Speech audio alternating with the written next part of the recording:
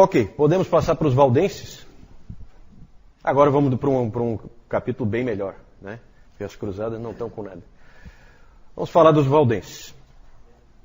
Quem foram os valdenses? Os valdenses gostam de falar da primeira reforma. A primeira reforma, na cabeça deles, aconteceu 300 anos da que a gente considera, 300 anos antes daquela que a gente considera a reforma. Eles gostam de falar da primeira reforma e da segunda reforma. E nós temos que entender o contexto do século XII, quando surgem os valdenses.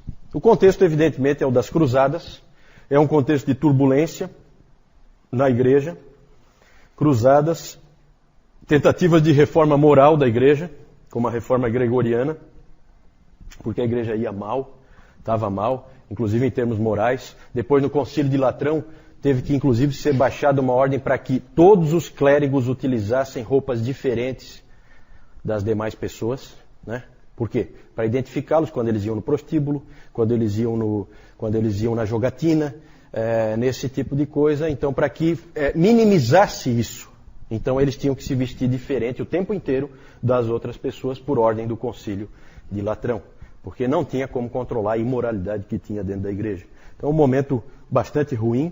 A igreja também estava lidando com heresias. A principal, sempre que se fala nesse período, é a heresia dos cátaros, também conhecidos como albigenses. No sul da França apareceram esses hereges aí. Era uma heresia bem gnóstica, estilo gnóstico, com maniqueísmo. O que é o maniqueísmo? Dois deuses, né? Deus bom e Deus mau. Então, tudo aquilo bem típico dos gnósticos. Apareceu essa heresia, essa seita no sul da França. Inclusive, essa seita foi feita uma cruzada contra ela. Certo? Cruzados foram lá e atacaram o sul da França e mataram simplesmente todo mundo, como os cruzados gostam de fazer, né? Inclusive, eles foram todos queimados vivos, esses albigenses, né? De uma maneira bem misericordiosa, né? Coisa horrível. E esses albigenses estavam espalhados por uma área no sul da França, entre Toulouse e Lyon. De Lyon até Turim, na Itália, havia um outro grupo. Também uma seita, do ponto de vista da Igreja Católica, só que completamente diferente, que são os valdenses, certo? Então, sul da França, norte da Itália, ali você localiza os valdenses, naquela região dos Alpes. Essa é a única seita, do ponto de vista dos católicos romanos, que sobreviveu, a única seita da Idade Média que sobreviveu até os dias de hoje. Inclusive, existem valdenses até no Uruguai, certo? A Adriana não está aí, mas pela informação que eu tenho, inclusive no Uruguai tem valdenses. Como é que começou esse movimento? Começou com um homem chamado Valdo. Por isso são os valdenses. Esse Valdo era um comerciante, na verdade os comerciantes eram uma nova classe que estava aparecendo nessa época, estava começando a surgir. E ele era então mercador, e ele alega que foi chamado por Deus para se desfazer de tudo, viver uma vida de pobreza e pregar o Evangelho. Então ele foi chamado para ser um pregador. Isso foi em 1170, século XII, 1170, 10 anos antes do nascimento de São Francisco, só para a gente se localizar. Ele começou a pregar utilizando partes memorizadas das Escrituras, que ele memorizava, e aí ele já traduzia para a linguagem do povo. Então ele pregava com essas Escrituras memorizadas e também com textos de pais da igreja memorizados, principalmente Agostinho. Ele tinha muita coisa memorizada e ele pregava para as pessoas. As pessoas começaram a ouvi-lo e muitos começaram a segui-lo. Eles foram chamados, então, no início, hoje a gente conhece como valdenses, mas no início eles foram chamados de homens pobres de Lyon. Homens pobres de Lyon. Conforme o movimento crescia, eles fizeram o que todo movimento fazia quando crescia. Foram pedir autorização do Papa para serem uma ordem dentro da igreja, para poderem trabalhar como um movimento dentro da igreja. E um grupo então foi para Roma para falar com o Papa. O Papa era Alexandre III e normalmente os papas eram um pouco relutantes em relação a esses grupos. Eles não aprovavam com facilidade. É fácil de entender, né? Porque se facilita, começa a aparecer todo tipo de grupo e aí a igreja perde o controle da situação. Esses grupos acabam ficando tão fortes que eles ficam mais fortes que a própria igreja. Então havia uma certa preocupação. E aí era comum, então, pegar esses candidatos e colocá-los sob interrogatório, sob perguntas.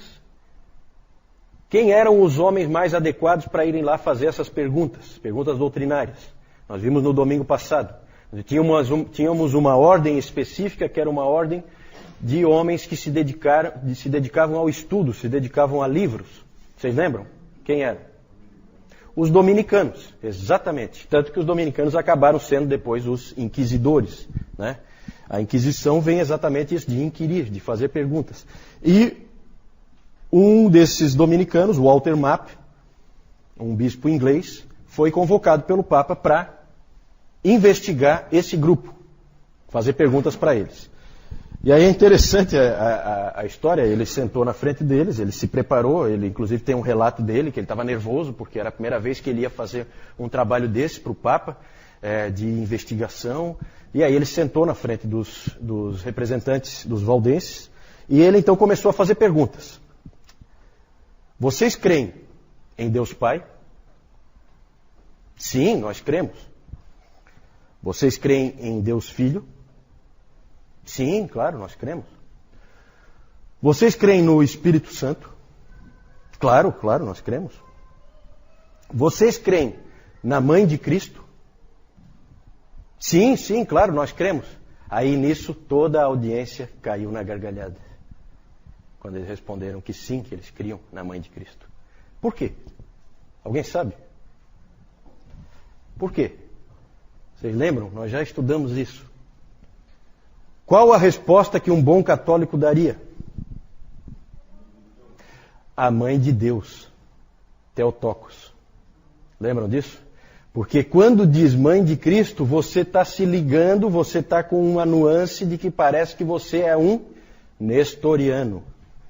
Então era uma armadilha do Walter Map, na qual os valdenses caíram. Um bom católico teria dito, não, nós cremos na Mãe de Deus. Certo? Então vejam como a coisa era suja. E aí eles foram então reprovados.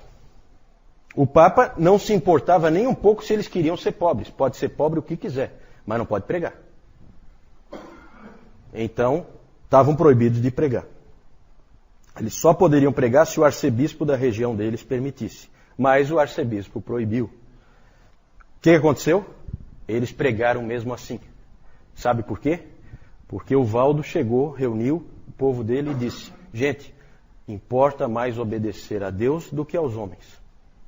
Onde é que está isso? Quem é que falou isso? Pela primeira vez? Pedro, lá em Atos capítulo 5, né? Pedro faz essa afirmação e por isso é que o Valdo começou a ser chamado dali para frente de Pedro Valdo, porque o nome dele não era Pedro. É mais ou menos como o Francisco, que nunca se chamou Francisco, né? Então essas coisas malucas. Então Pedro Valdo, ele passou a ser Pedro porque ele usou essa afirmação do Pedro. E aí eles continuaram então pregando mesmo contra a ordem da igreja. E eles pregavam mesmo, tá? Esse é um grupo de pregadores, esses valdenses. O arcebispo então expulsou todos eles. Que erro, né? No que ele expulsou todos eles, eles se espalharam pela Europa. Primeiro estavam todos juntos, aí eles se espalharam. Então, na verdade, foi aquele típico erro estratégico. Ele expulsou todo mundo de Lyon, e aí eles se espalharam pela Europa, pregando como sempre. Bem no início, eles não formaram uma igreja separada. Eles batizavam os filhos na igreja católica, normalmente.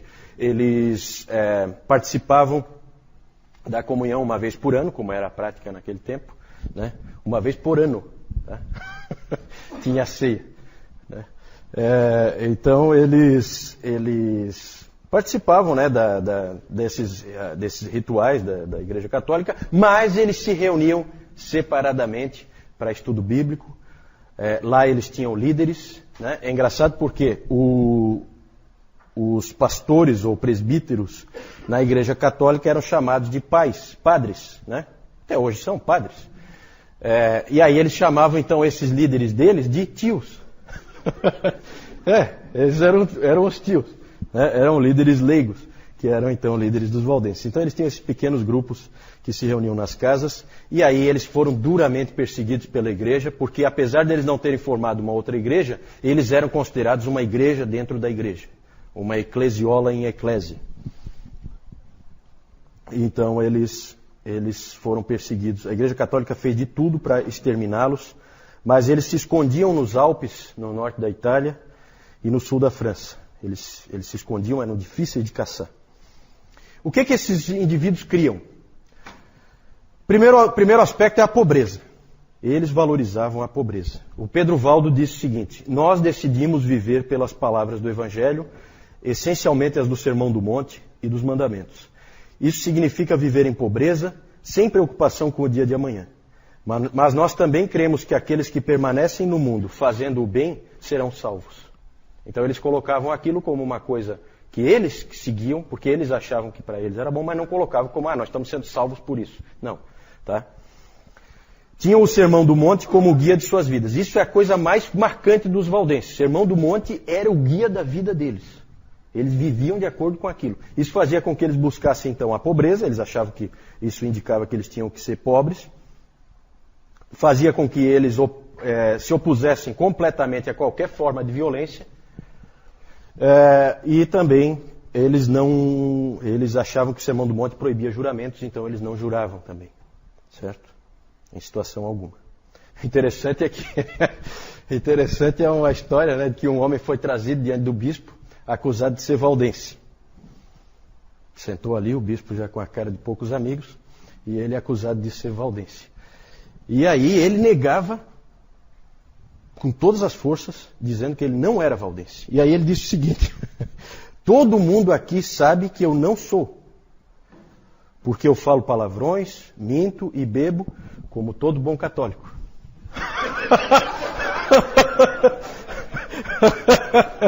Essa é uma história interessante. A história é interessante. Eu acho que ele escapou. Não sei se complicou ou não sei se piorou a situação, mas acho que ele escapou.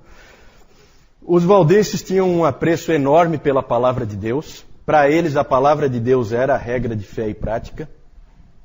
Então começa, gente, a aparecer aqui os primeiros sinais da reforma. A reforma não apareceu do dia para a noite. Não foi um homem que fez a reforma, não se iludam quanto a isso. Isso é um castelo que vai sendo construído, certo? Cada um dá a sua contribuição, o outro e o cara que vem no final constrói em cima dos que já vieram antes. É assim que funciona. Depois nós vamos falar mais disso, porque hoje é muito legal esse nosso encontro, hoje é o nosso 5º encontro, e é muito bacana porque nós vamos começar a chegar para onde Deus queria levar o seu povo, para perto da palavra. E com esses valdenses isso começou.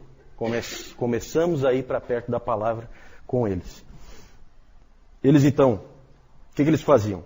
Eles traduziam, ensinavam e pregavam a palavra, porque para eles a palavra era tudo. Então eles tinham esse esforço. Outro aspecto. Aí tem uma questão muito interessante sobre eles.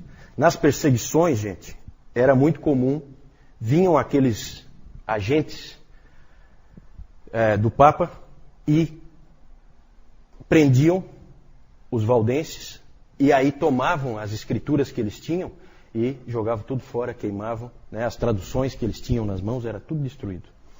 Então eles começaram a fazer o seguinte: eles fugiam para os Alpes e eles se combinavam entre si de que cada família decoraria um livro da Bíblia. Então cada família era encarregada, a família como um todo era encarregada, diante dos outros, de decorar um livro das Escrituras. Certo? Vinham, eles eram atacados e coisa, perdiam qualquer coisa que eles tinham escrito, aí eles se reuniam novamente e escreviam de novo, baseado no que cada família tinha para dizer. Isso é uma coisa impressionante. E como é que aconteceu os salmos? Ah, não sei, eu não sei. Tinha que pegar uma família grande, né? Para os salmos, eu acho que tinha que ser uma família grande. Então é realmente impressionante o que esses indivíduos faziam pelo amor que eles tinham à palavra de Deus. Outro aspecto é a pregação leiga. Esse era um povo que pregava. Eles criam que todo cristão tem que conhecer a palavra de Deus. E se ele conhece a palavra de Deus, ele é capaz de pregá-la. Então, todos eles pregavam, né? Todos eles tinham condições e eram capazes de pregar. Então, era um movimento difícil de você controlar. Nessa época, os padres não sabiam nada da palavra. Era um desastre, né? Os padres era assim, era um momento da igreja o pior possível, esse período que antecede a chegada da reforma. E esses indivíduos conheciam a palavra como ninguém. Então eles impressionavam as pessoas e eles pregavam por todo canto e a igreja oficial não tinha com o que responder. Também eles rejeitavam o sistema sacramental da igreja oficial, né? O material aí que o João entregou para vocês vai falar desse sistema sacramental. Depois nós vamos chegar nisso aí. Eles rejeitavam, para eles só tinha 2 sacramentos. Mais ou menos a ideia deles era como a dos reformadores. Você tem a ceia do Senhor e o batismo como as únicas determinações do nosso Senhor em termos de sacramentos. Quanto à igreja, os valdenses rejeitavam o que eles chamavam de constantinianismo. Constantinianismo. Eles diziam que a igreja oficial é a cara do Constantino. Não tem nada a ver com o Novo Testamento, né? Dentro daquela ideia de que a igreja romana nada mais é do que um fantasma do Império Romano, né? Com toda a sua pompa, a sua hierarquia, os seus jogos de poder, né? O que tem aquilo ali a ver com o Novo Testamento? Nada. E os valdenses perceberam isso perfeitamente. Para eles aquilo tinha tudo a ver com Constantino, o imperador. Nada com o Novo Testamento, nada com Jesus Cristo. Quando chegou a reforma, gente, para encerrar essa parte dos valdenses, quando chegou a reforma, os reformadores de Genebra, Calvino e companhia, uma equipe foi lá falar com os valdenses lá no norte da Itália. Foram procurar eles. Inclusive o Guilherme Farrell, depois nós vamos ver quem é ele, alguns sabem, o Guilherme Farrell foi lá, junto com uma comitiva, conversar com eles, e ali então os valdenses se integraram à reforma. Segunda reforma, do ponto de vista deles, né? Então esses aí são precursores da reforma. Aí nós temos a estátua do Pedro Valdo. Depois eu vou falar dessa estátua aí, porque ali vocês veem que tem uma outra estátua, né? Depois eu vou falar onde é que é isso aí, certo? Vou falar mais para frente. Alguma dúvida ali em relação aos valdenses? Claro que aqui a gente passa bem rápido, né? Mas aqui, gente, começam alguns elementos. É claro que vai ter que vir mais coisa, é claro que vai ter que vir justificação pela fé somente, mas algumas coisas já começam a aparecer. Palavra de Deus comunica a regra de fé e prática, né? Tudo isso aí é novo, tudo isso aí não existia, né, ao redor das pessoas.